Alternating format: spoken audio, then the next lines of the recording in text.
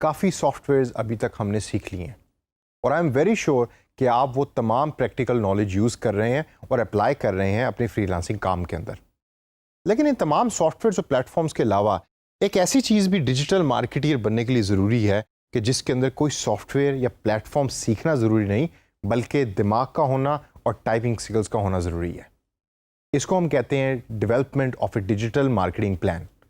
Freelancing websites के ऊपर digital marketing plan development की काफ़ी जॉब्स अवेलेबल हैं, लेकिन ये जॉब्स जो हैं ये किसी भी अरे गहरे डिजिटल मार्केटिंग के लिए नहीं।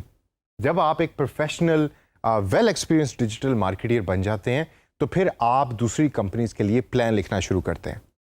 ज़रूरी नहीं कि फ्रीलांसिंग के लिए या फ्रीलांसिंग की वेबसाइट यूज़ करके आप इंटरनेशनल क्लाइंट के लिए डिजिटल मार्केटिंग प्लान बनाएं। हो सकता है कि ये प्लान आपसे कोई लोकल रेस्टोरेंट वाला या लोकल ऑनलाइन बिजनेस वाला भी डिमांड करे और आपको कहे कि भाई आपके पास डिजिटल मार्केटिंग का एक्सपीरियंस भी है और आपको डिफरेंट टूल्स भी आते हैं, तो ज़रा आप काइंडली हमारी कंपनी के लिए प्लान तो बनाएं। तो फिर आपको ये डिजिटल मार्केटिंग प्लान जो कि एक पर्टिकुलर डॉक्यूमेंट की फॉर्म में होता है वो बनाना पड़ता है। लेकिन ये डिजिटल मार्केटिंग प्लान बनता क्या है, इसके कौन कौन से कंटेंट्स होते हैं और इसमें क्या क्या चीज़ें होती हैं, ये तमाम चीज़ें हम अगले कुछ सेशंस के अंदर सीखेंगे। इस सेशन के अंदर मैं आपको ये बताऊंगा कि what actually digital marketing plan is और आपको इसको यूज़ क्यों करना होता है। सबसे पहले आसान तरीके से अगर मैं आपको सिखाने की कोशिश करूं तो digital marketing plan is just a document के जिसके अंदर आप मार्केटिंग जो डिजिटल तरीके से आपने करनी है उसका प्लान अपने क्लाइंट को दे रहे होते हैं।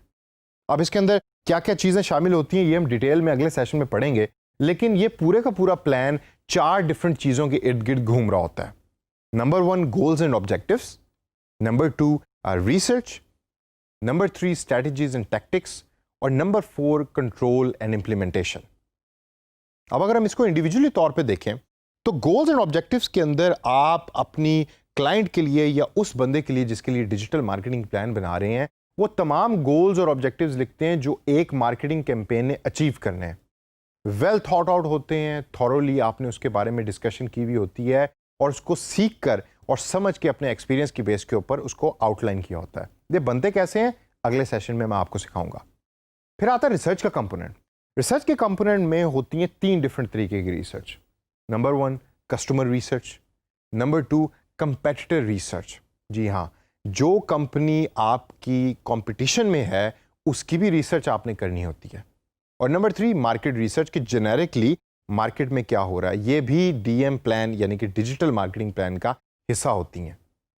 तीसरे नंबर पे है स्ट्रेटजी एंड टैक्टिक्स। यहाँ आप डिसाइड करते हैं कि मैंने सोशल मीडिया मार्केटिंग यूज़ करनी है, मैंने ब्लॉग्स बनाने हैं। अच्छा, अब मैंने ब्लॉग्स की स्ट्रेटजी तो यूज़ की, लेकिन ब्लॉग्स के अंदर स्पेसिफिक स्टेप्स क्या यूज़ करूँगा जिसको हम टैक्टिक्स का नाम देते हैं, वो भी आप इस पर्टिकुलर स्टेप में आउटलाइन कर देते हैं। और लास्ट के अंदर आता है कंट्रोल एंड इम्प्लीमेंटेशन, जिसके अंदर आपने गोल्स भी बता दिए और आपने डिफरेंट प्लेटफॉर्म्स के बारे में भी बता दिया, और अब आपने एक मैकेनिज्म डिसाइड कर लिया कि जिसके थ्रू आपने डिजिटल मार्केटिंग प्लान को या डिजिटल मार्केटिंग को कंट्रोल करना है और उसके बाद इंप्लीमेंट करके उसका रिव्यू करना है। ये होता है लास्ट पार्ट उस पर्टिकुलर रिपोर्ट का जो आप बना के अपने क्लाइंट को देते हैं। तो दोस्तों ये तो चंद बिल्कुल ओवरव्यू था कि डिजिटल मार्केटिंग प्लान के अंदर क्या क्या चीज़ें शामिल होती हैं। डिटेल में हम आगे चल के देखेंगे, लेकिन डिजिटल मार्केटिंग प्लान यूज़ क्यों होता है और क्यों करना चाहिए। मैंने तो यही सुना है कि, और आपने भी यही सुना होगा कि भाई डिजिटल मार्केटिंग तो एक अप्लाइड फील्ड है, उसके अंदर तो अगर आपको गूगल एडवर्ड्स आता है तो आप बादशाह हैं। बिल्कुल नहीं। आपने एक स्टेज के बाद गूगल एडवर्ड्स का काम हो सकता है कि किसी दूसरे बंदे से करवा रहे हो, अपने नीचे वर्कर से करवा रहे हो, आप चले जाते हैं ऊपर स्ट्रेटेजिकल लेवल के ऊपर, जिधर आप अपना एक्सपीरियंस यूज़ करते हैं डिफरेंट कंपनीज़ का और फिर आप डॉक्यूमेंट्स बना के देते हैं डिफरेंट कंपनीज़ को, जिसको हम डिजिटल मार्केटिंग प्लान का नाम देते हैं। तो ये क्यों यूज़ होता है, उसकी सबसे बड़ी रीज़न है कि it gives a direction to the company. एक है कि आपने तीर चला रहे हैं हवा के अंदर, आपको पता नहीं कि उसकी डायरेक्शन क्या है।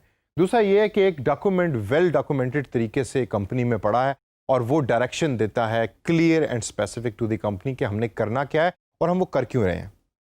ये डिजिटल मार्केटिंग प्लान आपको नॉलेज देता है डिफरेंट चीज़ों के बारे में, कंपटीशन के बारे में नॉलेज देता है, आपको आपके कस्टमर के बारे में बताता है, जो ज़्यादातर हम नॉलेज गेन नहीं कर रहे होते जब हम अप्लाइड काम कर रहे होते हैं डिजिटल मार्केटिंग के लिए। हालांकि मैंने आपको जगह जगह सिखाया कि आपने रिसर्च ज़रूर करनी है, लेकिन डिजिटल मार्केटिंग प्लान जब आप बनाएंगे तो आपको नॉलेज एक कंबाइंड फॉर्म के अंदर एक डॉक्यूमेंट के अंदर मिलेगा। फिर आपको ये एक कंबाइन तरीके से स्ट्रीमलाइन कर देता है वैल्यू प्रोपोजिशन को, यानी कि आपकी कंपनी या वो क्लाइंट जिसके लिए आप एक काम कर रहे हैं वो क्या क्या चीज़ें वैल्यू प्रपोज कर रही है या वैल्यू दे रही है अपने कस्टमर्स को, वो तमाम एक डॉक्यूमेंट के अंदर आपके सामने एक शेप में आ जाती है। इंटीग्रेटेड एफर्ट होती है जिसके अंदर आप सोशल मीडिया से लेके ब्लॉग्स और ब्लॉग से लेके वेबसाइट और वेबसाइट से लेके गूगल की कैंपेन को आपस में इंटीग्रेटेड तरीके से लेके चल रहे होते हैं। और इंटीग्रेशन का फ़ायदा क्या होता है? उसका फ़ायदा ये होता है कि जब तमाम कैंपेन्स एक तरीके से डिज़ाइन है तो उसकी इफ़ेक्टिवनेस ज़्यादा है एज़ कम्पेयर टू अलग अलग तरीके से डिज़ाइन कैंपेन की। और लास्ट के अंदर है बजट। आपके सामने एक वेल डिफाइंड बजट होता है और आपको पता होता है कि मैंने ये बजट किस तरीके से यूज़ करना है और बजट को यूज़ करके ऑप्टिमाइजेशन तरीके से किस तरीके से मैंने मार्केटिंग कैंपेन चलानी है। ये तमाम चीज़ें आपको मिलती हैं डीएम प्लान में, जो एक डॉक्यूमेंट होता है। इसलिए मैंने स्टार्ट में आपको कहा था कि डीएम प्लान बनाने के लिए सॉफ्टवेयर की स्किल या प्लेटफॉर्म की स्किल ज़रूरी नहीं है। इसके लिए आपको दिमाग चाहिए, आपको एक्सपीरियंस चाहिए और आपको राइटिंग स्किल्स चाहिए। तो दोस्तों, ये था generic overview of A digital marketing plan. अब आगे चल के सेशंस के अंदर मैं इसको ब्रेक करूंगा और डॉक्यूमेंट के डिफरेंट सेक्शंस को डिटेल के अंदर डिस्कस करूंगा। तो मेरे साथ रहिए।